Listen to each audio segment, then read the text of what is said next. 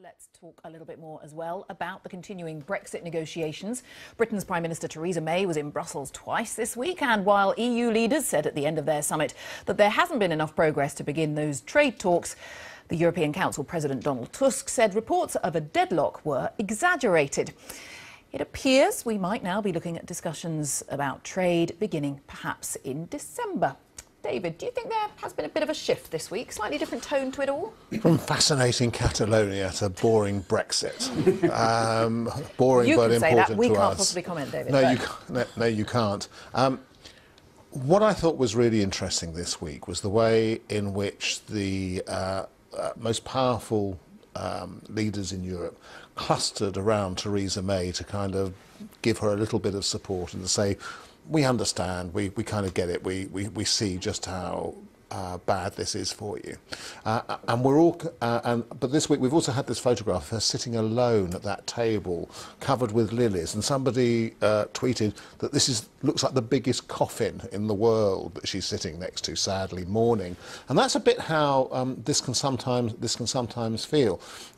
We might know what we're leaving, but we don't know what we're going to, and we don't know a timetable for it. I mean, let's remind ourselves, we're talking about whether or not we can get to the business whereby we can begin to discuss properly the transitional deal, which we might have in order to get us to a deal that we have absolutely no idea what down the end it would be, but we've got to get there by... David, Brexit means Brexit.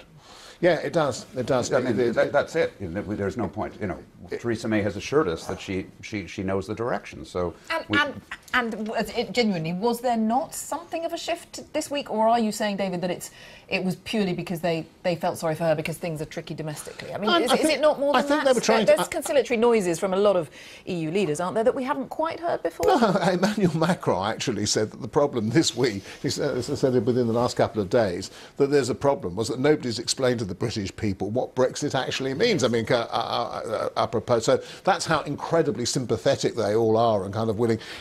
The problem is that the fundamentals do not change on this, and they're not going to change on this. When we're trying to look at what our end deal will concern, we could have maybe a transitional deal which we could agree after agreeing the money and so on, although we have no idea what we're going to do about Ireland yet, by the way, which was the third aspect of all this.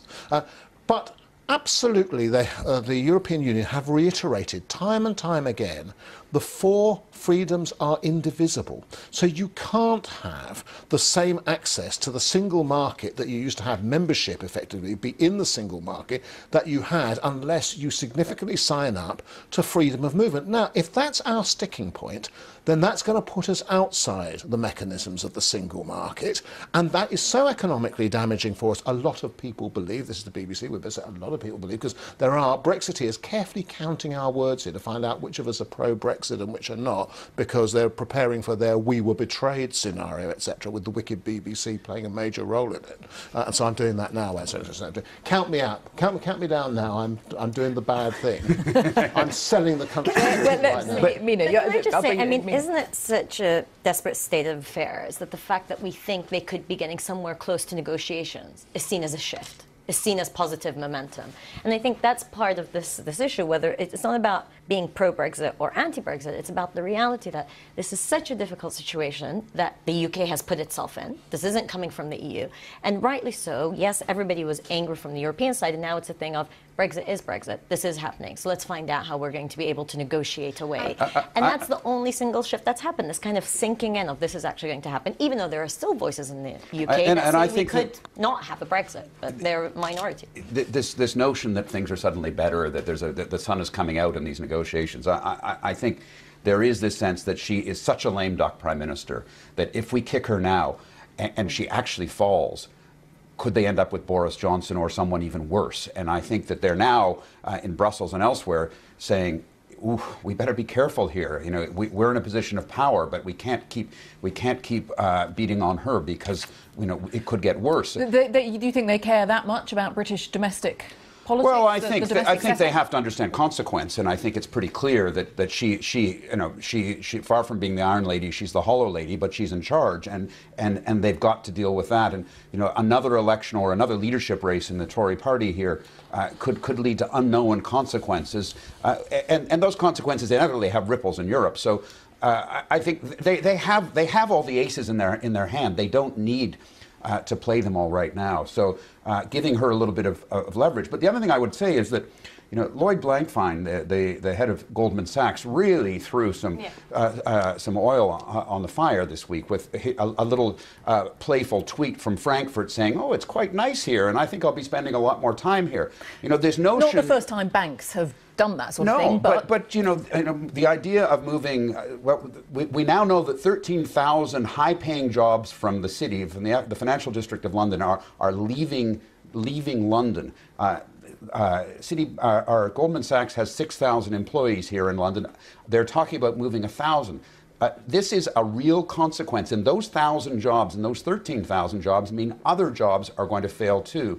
You know, these are real consequences. And you know, I grew up in Canada in the 1970s during the Quebec independence movement. You know, that's when the Bank of Montreal moved to Toronto. Its head office. You know, you are going to see consequences through uncertainty. Quebec never left, but Montreal is still paying, and you know, and I see parallels.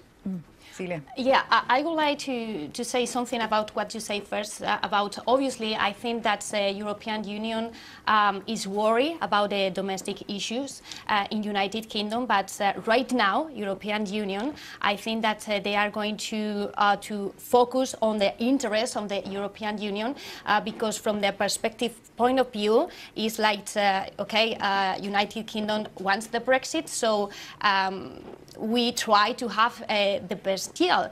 But I think it's very important in this line to remember the Macron's sentence this week about we are halfway close to this financial settlement, that is the key part to go for the second phase and to discuss the trade agreement. So I think that obviously they are in the way to have this agreement, but they are not going to accept anything in order to avoid internal crisis or domestical situation in United Kingdom to have general elections. And David, just on that briefly on that point then, is it still an argument fundamentally about the divorce bill? I know we've been talking about this a long time, but are they still haggling about that sum? We will probably settle the amount of money within the next few months. Although what they're now talking about is not telling us what the amount actually is, so that the Brexiteers and the hard Brexiteers and the Tory Party don't get a whinny on about it, and so on. But that's all. I mean, this isn't 1% of what Brexit actually means. But resolving that might unlock quite a lot. It doesn't unlock anything. It just means you go on to the next phase. It unlocks that. Yes, it's like one of those kind of ridiculous computer games, etc. You do actually move up to the next phase, but there are 25 more to do. But it needs to be agreed. Okay, it does, and I'm afraid we'll have to leave that topic there because we'll all be talking about it again, but for now, we'll leave it for now. You didn't frankly have the balls to put country before party.